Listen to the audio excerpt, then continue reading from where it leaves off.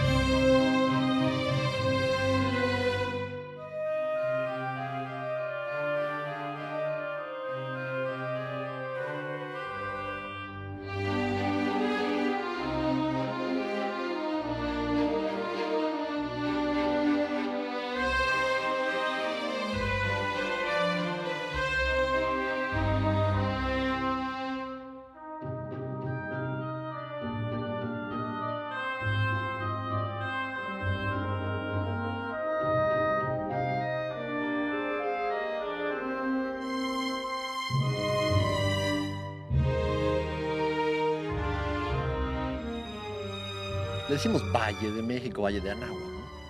Pero finalmente, desde el punto de vista fisiográfico, geológico, es una cuenca endorreica, una cuenca cerrada, que se cerró. Normalmente tenemos unas pendientes que vienen de los valles de Apan, en la zona de los valles de Pachuca, y desde la zona del Tepeyac, de la Sierra de Guadalupe, con una tendencia hacia el sur la pendiente. Es decir, era un valle fluvial que drenaba hacia la cuenca del Balsas y posiblemente también hacia el Lerma. Yo creo que la gente llega al Valle de Anáhuac como entró de Asia hacia América, persiguiendo a los animales, ¿no? Básicamente eran recolectores, cazadores, cazadores, recolectores. Vienen detrás de las grandes especies, van siguiendo a las manadas, se estacionan junto con las manadas en algunos lugares, las manadas se mueven, ellos se mueven con la manada. La ventaja que tenía el Valle de México, la Cuenca de México, es que debido a su formación geológica, como estaba en una posición privilegiada, rodeada de volcanes, porque no son montañas solamente, sino son volcanes, y esto genera esta gran cuenca, y la cuenca genera un lago, ¿no? Bueno, desde el oriente, desde el Telapón, el Tlaloc, la Sierra de Santa Catarina, Iztaccíhuatl, Popocatépetl, el Ajusco, y luego, bueno, el Monte Alto, el Monte Bajo, toda la sierra, digamos, de San Miguel, ¿no? Hacia el desierto de los Leones, ¿no? Y los dinamos de Contreras. Todo es volcánico y surgió eh, a partir de inicios de la era cuaternaria, de la era actual, hacia nuestros días. El último volcán activo fue el Xitle, ¿no? Que impactó directamente a la cultura olmeca, que históricamente es el primer grupo humano ya cultural, digamos, ya con pistas culturales de la prehistoria o de la protohistoria de la Cuenca de México, que son los olmecas, ¿no? Que se asentaron al pie del Ajusco, justamente. Ellos llegan a este lugar, como te decía hace rato, privilegiado, en el que no solamente cuentan con estas grandes especies, sino con todos los recursos que les proporcionaban la montaña, el valle y el lago, ¿no? Sí, los volcanes lo que hacen es cerrar el drenaje natural del valle fluvial y se empieza a inundar, porque estamos en una zona donde hay lluvias copiosas.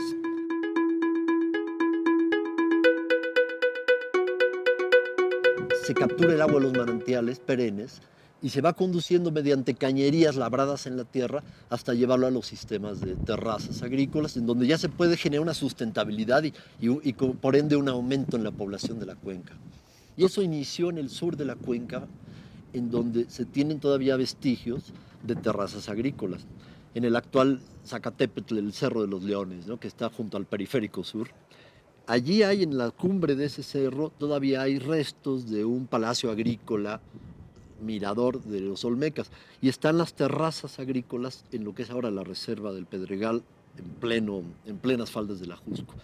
Sabemos, y está una ciudad muy importante ceremonial, que todos conocemos, que es la famosa ciudad de Cuicuilco, ¿no?, que es un templo circular fabuloso. Muy probable, y eso también mencionan los arqueólogos especialistas en Cuicuilco, que como pues había varios volcanes en actividad, no solamente el Xitle, pero el Xitle era uno de ellos. Por eso la primera identificación que se hace de un fenómeno con algo que se parece a una deidad, pues es justamente el Huehueteotl, ¿no?, el dios viejo del fuego, porque lo tenían ahí al lado todo el tiempo, les proporcionaba muchos beneficios, seguramente propiciaba de alguna manera mejores cosechas, tanto por ahora que ha habido todas estas cenizas del Popo, ¿no? En muchos lugares esto ha abonado la tierra porque tiene muchos minerales, ¿no?, y genera buenas cosechas. Entonces seguramente tenían beneficios similares, ¿no?, a los que les brinda el Popo a los pobladores de los alrededores, ¿no? No es difícil entender por qué el dios más importante es el dios viejo del fuego, ¿no?, que se representa con un anciano que tiene en la espalda un brasero, ¿no? Entonces representa pues los cerros, el fuego, ¿no?, los volcanes. Y entonces, bueno, ellos adoraban al dios del fuego y también comienzan a adorar a Tlaloc, ¿no?, porque pues es la lluvia, pero la lluvia es lo que te da de comer también, ¿no? En esos tiempos también había asentamientos olmecas en la zona de Azcapotzalco y en algunos otros puntos de la cuenca. Sabemos que la erupción del volcán Xitle, hace más de 1000 años, obligó a hacer migraciones y a abandonar la ciudad que conocemos como Cuicuilco, ¿no? Ahí sí que nadie sabe y nadie supo, ¿no? Porque hasta hace un tiempo se pensaba que lo que había hecho que Cuicuilco fuera abandonado fue la erupción del Xitle. Pero en realidad cuando se produce la erupción del Xitle, Cuicuilco ya está abandonado. Si nos vamos a la historia y algo de la mitología y las leyendas, esta zona es una especie de tierra prometida. Si le suena parecido algo, bueno, sin duda. Ya cuando empieza a haber un asentamiento humano más importante, no más importante en una importancia cultural, sino ya más bien con mayor densidad poblacional, que eso se empieza a dar realmente hasta la época de las migraciones del grupo yuto-azteca, de los nahuatlatos, que el mítico lugar de Chicomosto, que empiezan a venir los chichimecas, los llamados chichimecas, hacia la cuenca, y empiezan a poblar, empiezan a acercarse, ¿no? Y realmente se encuentran justamente esos primeros asentamientos, que quizás el más antiguo de los nahuatlatos sean los tecpanecas en la zona norponiente de la cuenca, ¿no?, Azcapotzalco. Entonces, fabuloso todo el desarrollo que tuvo Azcapotzalco. Y como fue el primer grupo aparentemente que llega a la cuenca, bueno, pues los demás que empiezan a llegar, las demás familias nahuatlatas, chalcas, ochimilcas, tlahuicas, mexica y acolhuas, no los dije en el orden que llegaron, ¿verdad?, pero van llegando y entonces ya hay un imperio nahuatlato, que es el imperio de ya era un imperio, el imperio de los tecpanecas. No permiten que se asienten a menos de que haya alguna algún intercambio, alguna tributación hacia ellos, ¿no?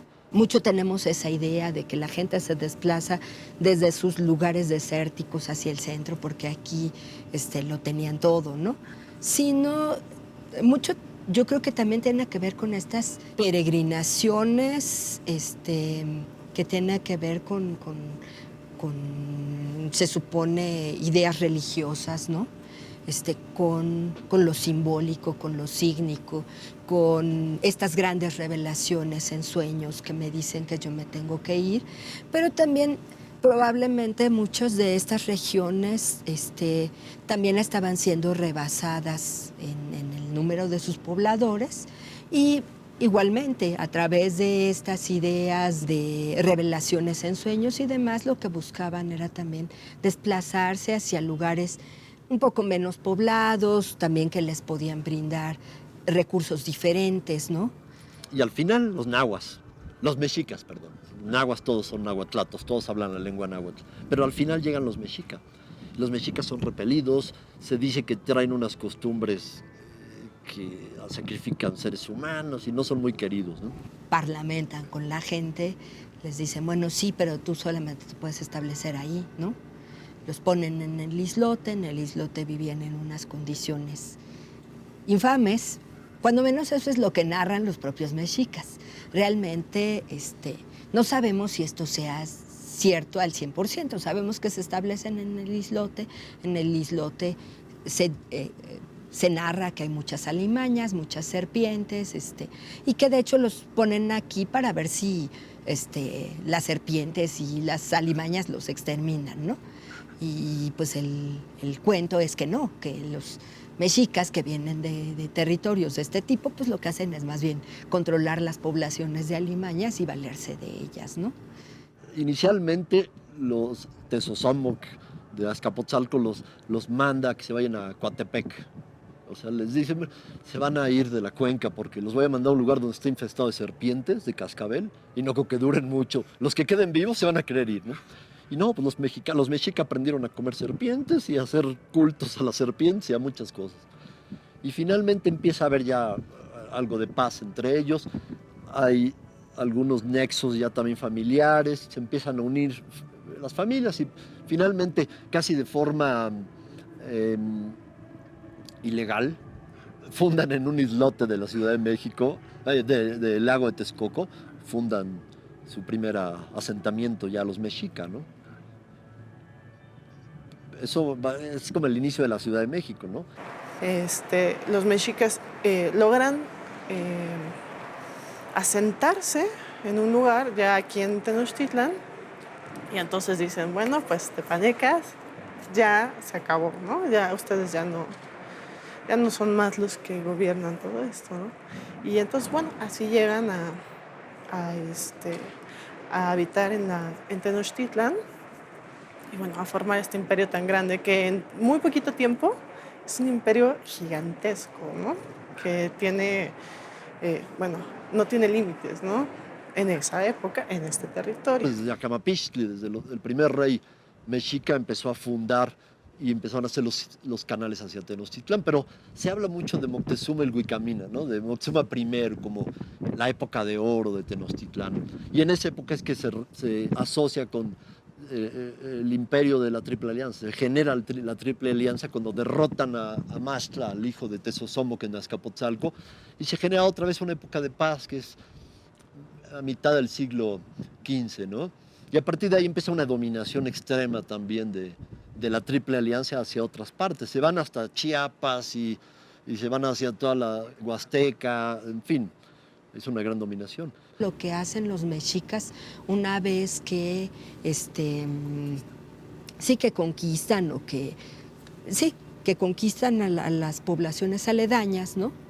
Donde se les pide tributo, pero además las deidades importantes de los panteones locales se anexan al panteón mexica, ¿no?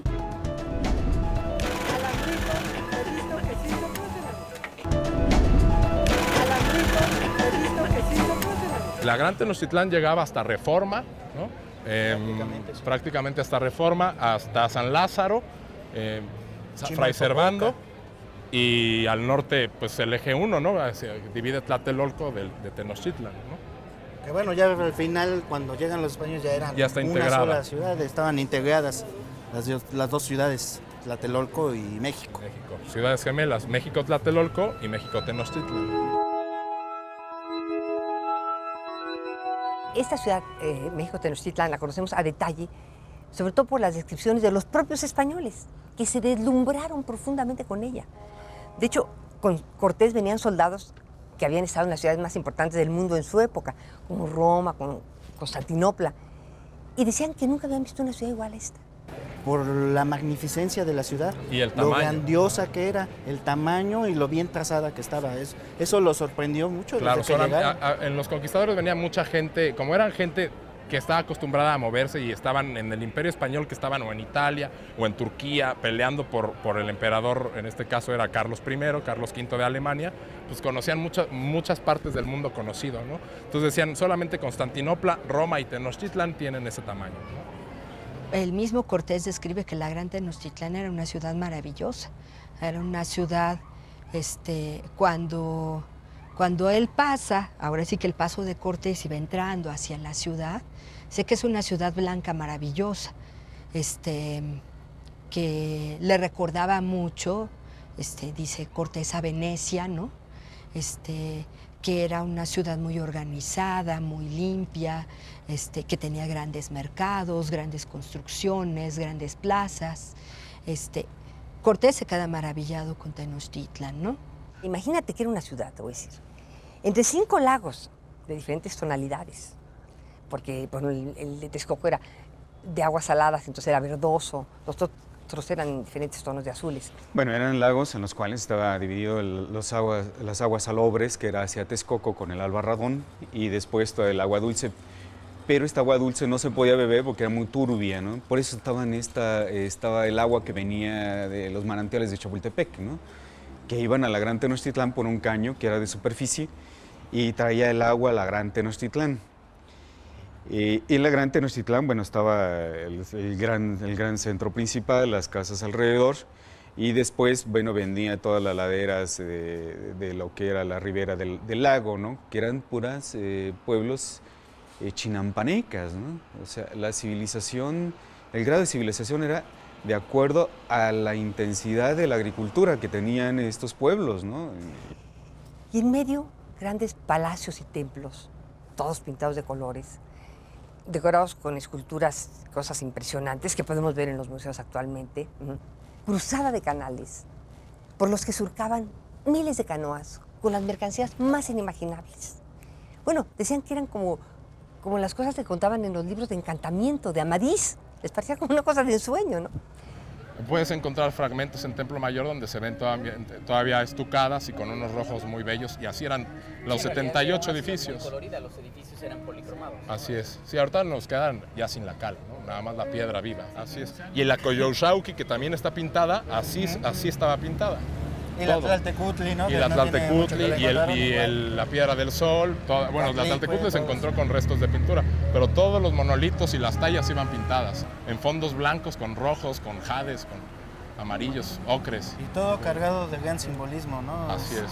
Es interesante mencionar cómo en el Templo Mayor, que era un templo doble, con adoratorios arriba para Tlaloc y Huitzilopochtli, estaba con el color de los dioses, ¿no? Así es, de un lado azul y de otro Del lado lado rojo. azul y del otro lado rojo, y ocas, ¿no? Entonces, cuando llegan los españoles, que se impresionan con esto, y que, como sabes, al principio son muy bien recibidos por Moctezuma, encantador, que fíjate nada más, precisamente los alojó aquí enfrente, al otro lado de la calle, en el palacio de su padre, Axayácatl, ¿no? Y bueno, les da todos los honores y les da oro y todo lo que quieren.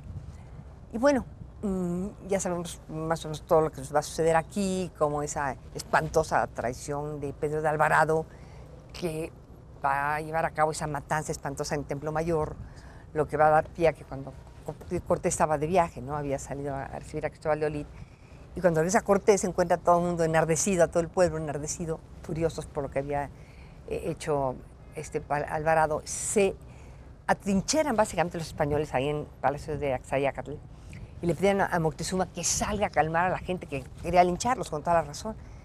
y al pobre Moctezuma, cuando se asoma, lo apedrean, muere. Hay otras versiones que lo matan los propios españoles, no lo sabemos. El hecho es que muere ahí Moctezuma. Y bueno, entonces Cortés dice, no, la cosa está terrible, tenemos que huir.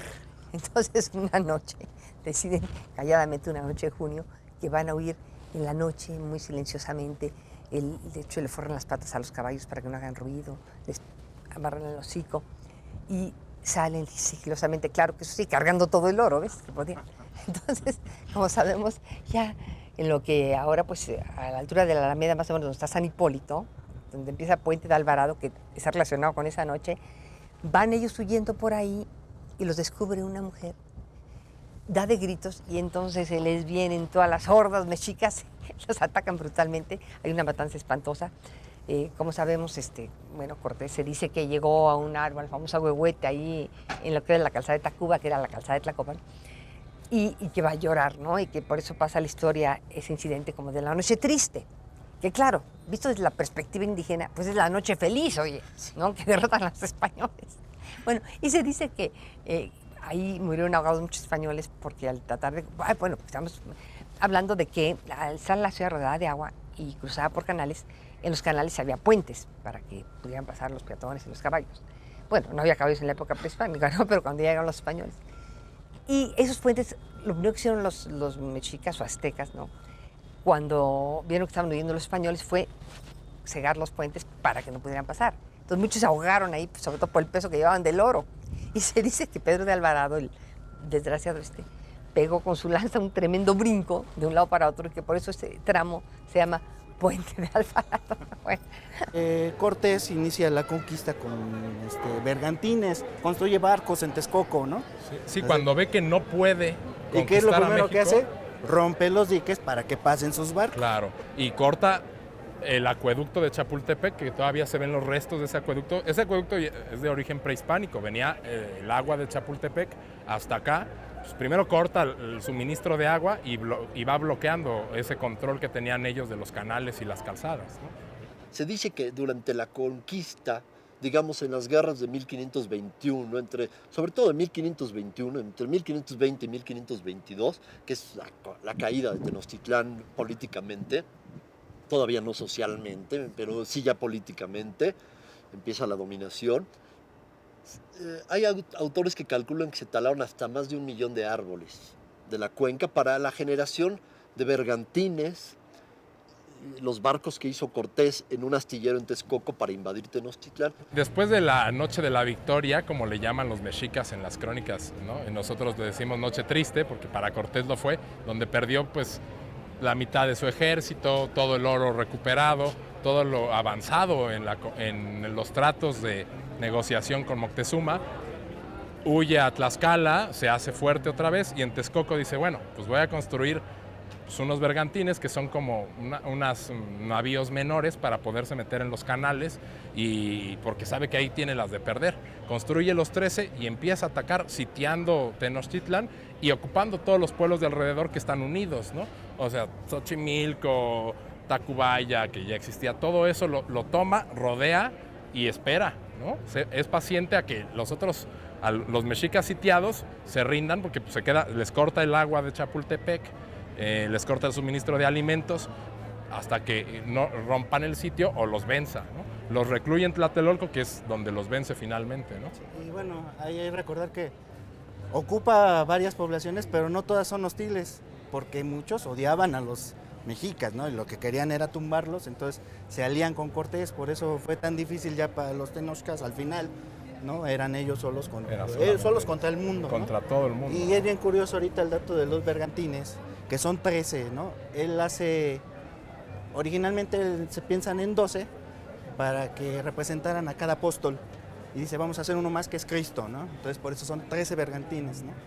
Y una leyenda que tiene que ver con la ciudad es que la calle esa de López tal vez se deba a Martín López, que es el constructor el carpintero de esos bergantines. Fíjate tú, porque entonces Cortés se va hacia Tlaxcala, donde tenía sus aliados, que habían estado aquí con él. Y ante esa derrota espantosa dijeron, pues tenemos que hacer un ataque, pero tremendo. Y como la ciudad estaba rodeada de agua, de lagos, entonces mandó a hacer unos bergantinos, unos barquitos pequeños, para atacar digamos, navalmente la Ciudad de México. Aquí no, porque la gente cree que hubo una batalla naval, aquí en estas calles. Bueno, lo que pasó en estas calles, ¿no? Porque era agua. Entonces hace sus bergantines y se viene con miles de tlaxcaltecas, texcocanos aliados, que eran sus aliados, porque obviamente los mexicas tenían muchos enemigos. Porque fíjate, en 200 años ellos logran llegar a ser un verdadero imperio.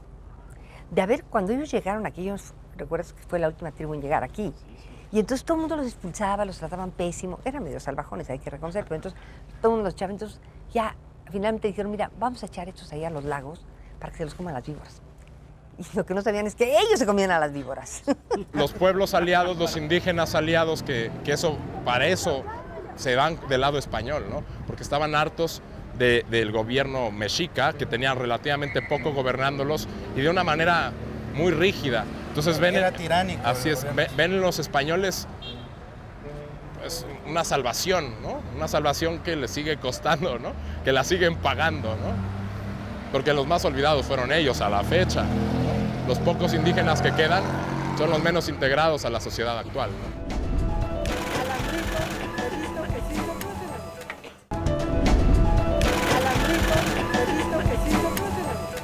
A muchos capitanes le dicen a Cortés, después de la conquista, bueno, que hagan la nueva ciudad española en Coyoacán, porque él ya tenía ahí una sede en Coyoacán, ¿no? Empieza a llegar ahí primero. Porque pues aquí la ciudad aparte había quedado en ruinas, con miles de cadáveres, era un asco. Pero Cortés, que sabe que aquí, que este lugar tiene un simbolismo tremendo, un símbolo de poderío en una enorme región de Mesoamérica, dice, no, aquí la vamos a rehacer. Pero es una locura en el agua, aquí la vamos a rehacer.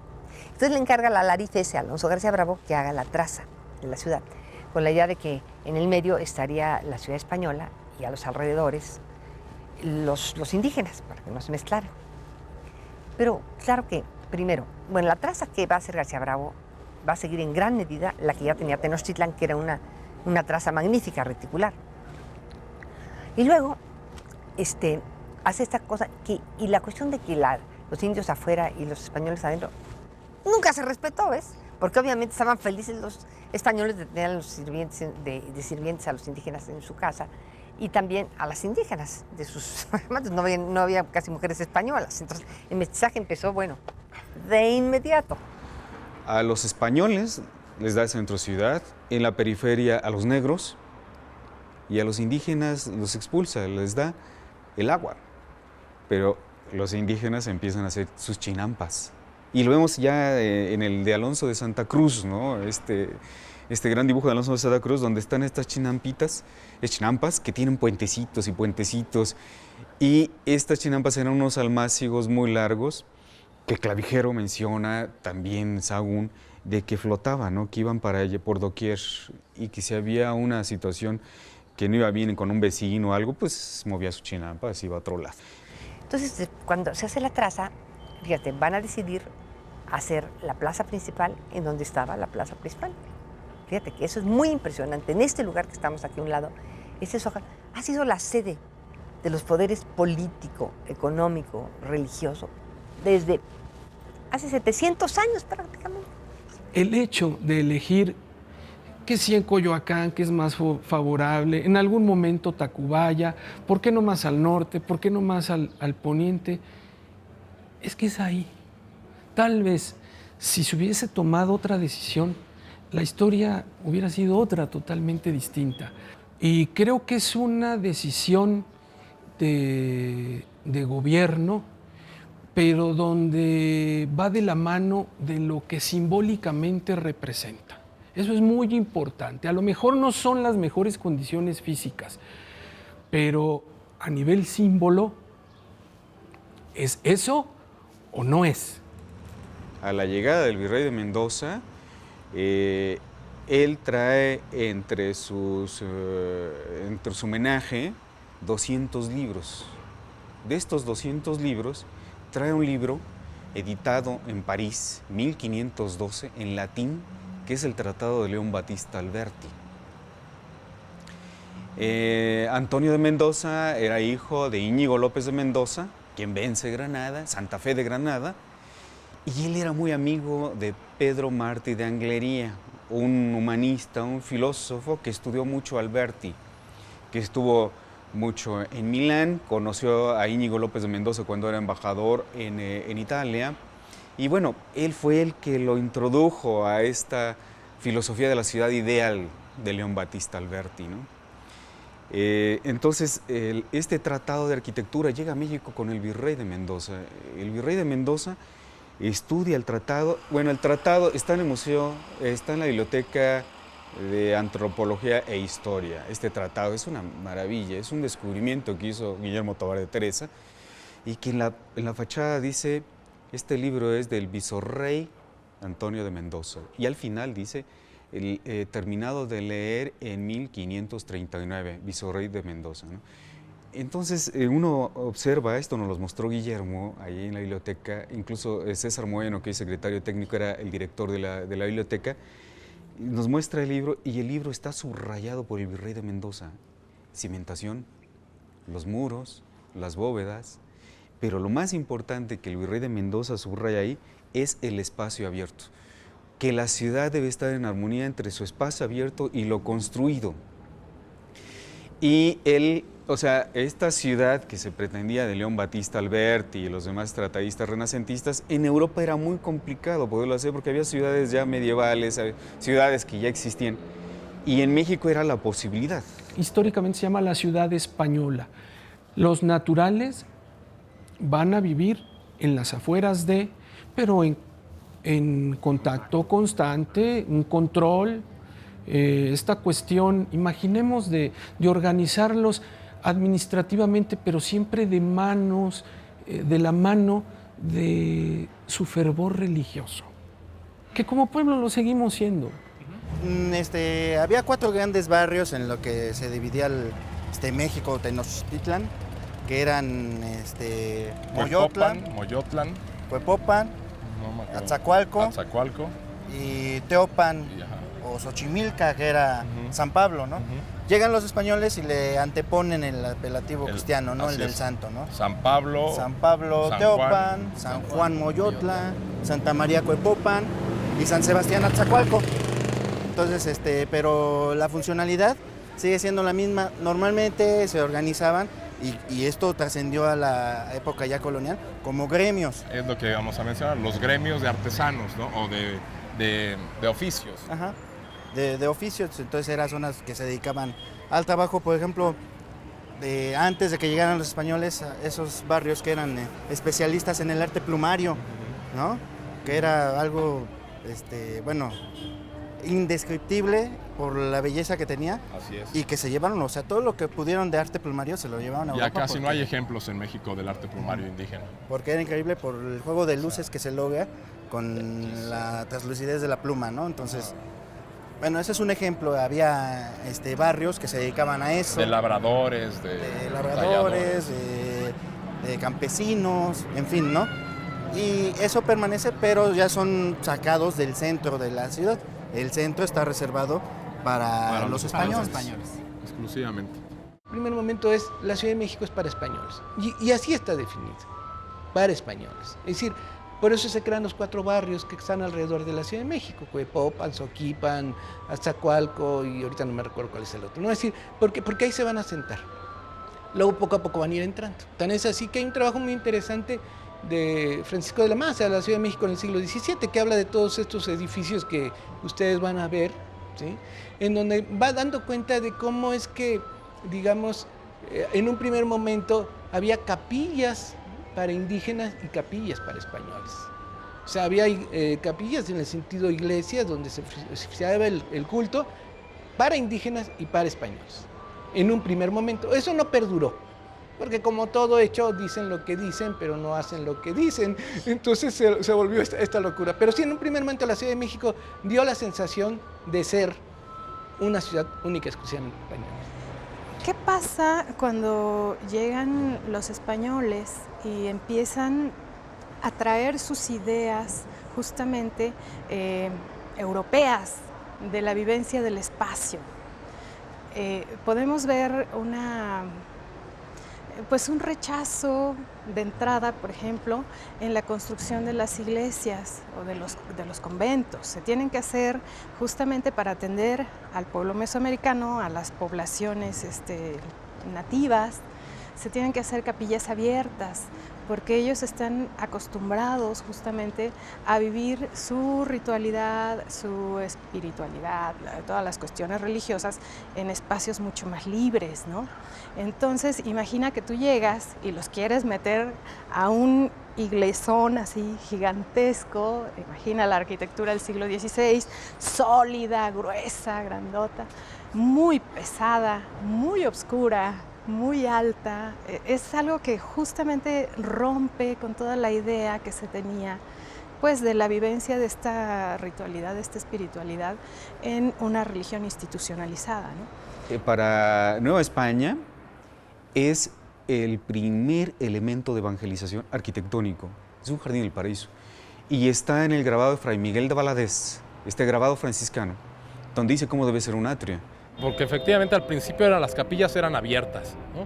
Porque para evangelizar a los indígenas el mundo indígena no estaba acostumbrado a entrar al templo. El templo estaba reducido solamente a los dioses y a alguno que otro poderoso que subía a la cúspide y que podía entrar al templo, ¿no? La plaza frente al templo mayor o cualquier teocalli, como se le llamaba a los templos en esa época, se impartía el culto abierto, ¿no? Entonces por eso se hacen las capillas abiertas acá, para que la gente llegara y en la plaza tomara pues, la evangelización, ¿no? Entonces lo interesante es que entonces el virrey de Mendoza, al leer el Tratado de Alberti, además Alberti habla de los bosques suburbanos, parques, jardines, plazas, las calles.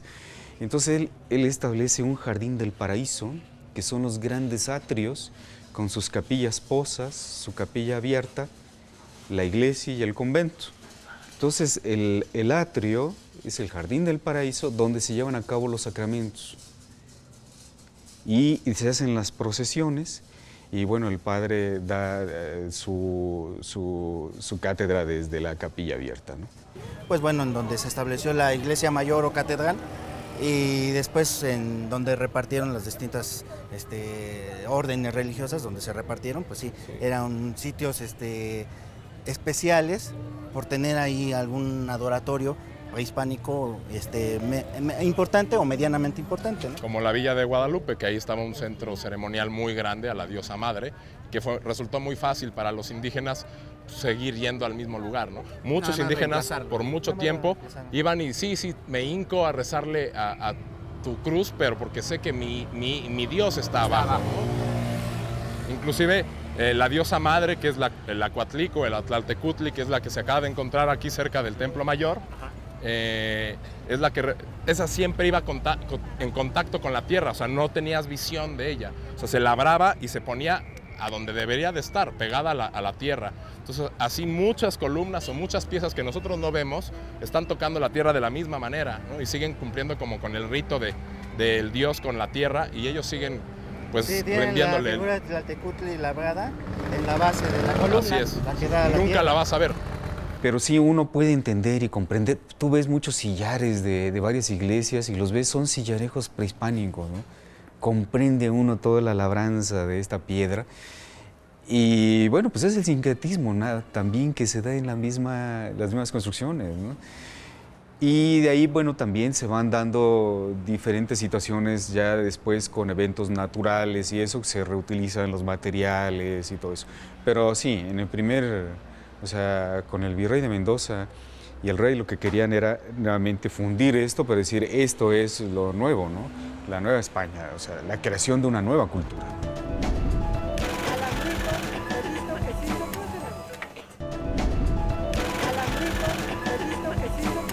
Prácticamente no hay nada del siglo XVI, porque la ciudad estaba en una isla que se inundaba frecuentemente y las construcciones se deterioraban muy rápido, entonces se veían en la necesidad de demoler, rellenar el terreno, levantar los niveles y volver a construir. Entonces del siglo XVI pues no se ven los palacios, si es que los hubo. Y todo fue también como pensándose al ver que el lugar era inestable por los temblores, ¿no? O sea, eso lo aprendieron sobre la marcha los españoles. Por eso tardó mucho en entrar la cúpula, por ejemplo, en la Ciudad de México. Pues entra primero en Puebla y después en México, porque no encontraban ellos la solución para poner poder techar con bóvedas y cúpulas sus templos sin que se les vinieran abajo, sí. porque era inestable, ¿no? Sí, pues era fango, ¿no? No olvidemos que las avenidas y las calzadas de Tenochtitlan eran mitad tierra, mitad agua, ¿no? Entonces, al desecar toda la gran cantidad de agua que había, los lagos eran mucho más allá de los límites del DF, pues era muy inestable el terreno, ¿no? Se le adjudica al ser humano la extinción de los lagos, el desecamiento de los lagos. Sí, sin duda, pero también eran lagos ya viejos. Es decir, cuando los pobladores de la Cuenca de México llegaron a la Cuenca de México a poblarla, ya eran lagos un tanto viejos, que también ya tendían a irse asolvando, irse cerrando, irse secando. Es decir, en lugar que disminuyera el nivel de los lagos, está subiendo el nivel de terreno porque se está erosionando la cuenca y se están llenando los fondos lacustres, generando cada vez más someros los lagos, ¿no? Obviamente, el factor detonante de que se desecaran los lagos fue el ser humano. Precisamente porque acaban con estos diques, ¿no? que controlaban las aguas, tanto las dulces como las saladas del antiguo lago. Al destruir este sistema hidráulico, el agua pues precisamente vuelve a su cauce y la ciudad sufre de constantes inundaciones que, bueno, se repiten ya hasta entrado el siglo XX. Todavía en la década de los 50 se inundó el centro y permaneció un tiempo inundado, ¿no? Incluso en esta misma esquina existe una marca en el edificio frente al palacio, donde se aprecia una cabeza de un león que marca el nivel de las aguas durante una inundación en el siglo XVII.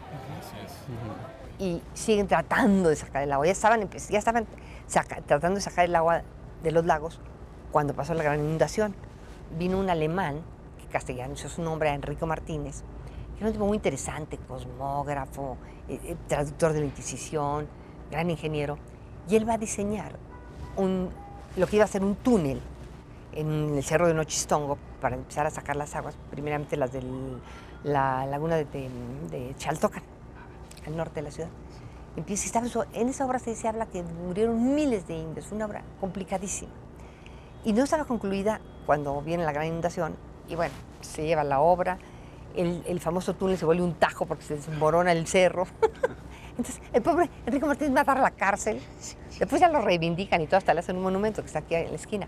Las más notables inundaciones es la de 1629, recordada porque duró 5 años inundado. O sea, imagínense 5 años, y la ciudad inundada, ¿no? Era una sucursal de Venecia en México. Y sufriendo mucho la gente, ¿no? Y que ahí se veía el reclamo de la misma ciudad, ¿no? O sea, la ciudad de Tenochtitlan estaba pensada en esos canales. Ahorita sin esos canales evidentemente se iba a inundar, o sea, el agua iba a buscar el terreno que siempre había tenido, ¿no? Y ahorita lo seguimos viendo, o sea, hay partes que se siguen inundando porque abajo pues, era agua, ¿no? Era parte del lago o parte de un canal, ¿no? Entonces, que no nos sorprenda si nos inundamos. El tema no es tanto que si las inundaciones, pues desde luego debió ser una preocupación. Ahora, curiosamente, el problema, más allá de las inundaciones, ahora el problema es que la extracción del agua que está abajo. Eso es lo que ha dañado más en los últimos 100 años, ¿no?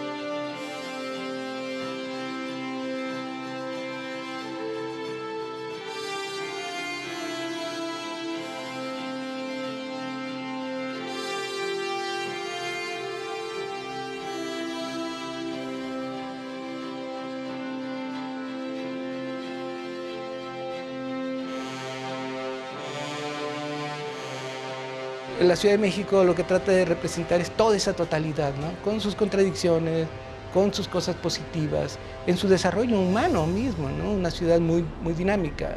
En esta condición no sí quedó claro esta idea de la sobreposición, ¿no? Cómo se sobrepone, cómo se establece, porque aquí está el poder. Ese es el gran reto, ¿no? El poder. Es un poder que ni siquiera se pudo mover físicamente en 1629 cuando se inunda la Ciudad de México, ¿no? Y que hay estudios que dicen que lo quisieron mover hacia lo que sería la zona aproximadamente de Anzures y la gente no la movieron. A pesar de que estaba inundada, a pesar de que durante 5 años se inundó. Uno lo ve aquí en la calle de Madero y Motolinía, donde está el León en donde hasta ahí estuvo la marca de la inundación en lo que ahora es la calle de Madero, ¿no? Y la gente no se movió. Ese es el poder de un lugar, de un espacio físico.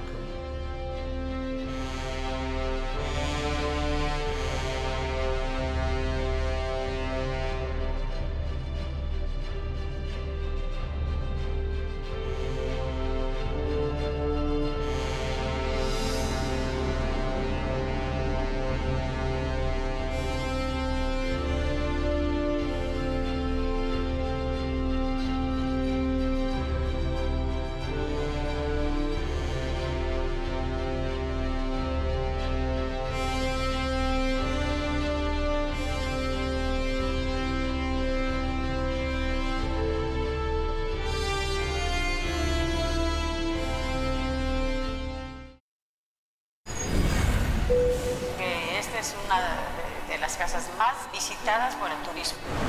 La verdad es que es mágico, donde vayas es lleno de historia. Todas las figuras que tiene, cómo está hecho, cada detalle es muy bien trabajado. Aquí era todo el pueblo de los aztecas, aquí vivían y había muchas lágrimas. O sea, sin problemas, si lo pueden rayar, o sea, hasta esos grafitis como que lo hacen ver mejor, ¿no? Creo que eso sí es algo mexicano, llamarlo así.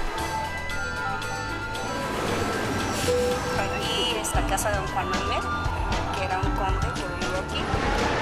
Transportarme, cómo sería vivir en un palacio, ¿no? Por ejemplo. Hay pinturas muy elegantes ahí en este palacio. El centro histórico es una calle de gente trabajadora. Las nuevas generaciones sepan que el país fue muy grandioso y que tiende a ser cada día más.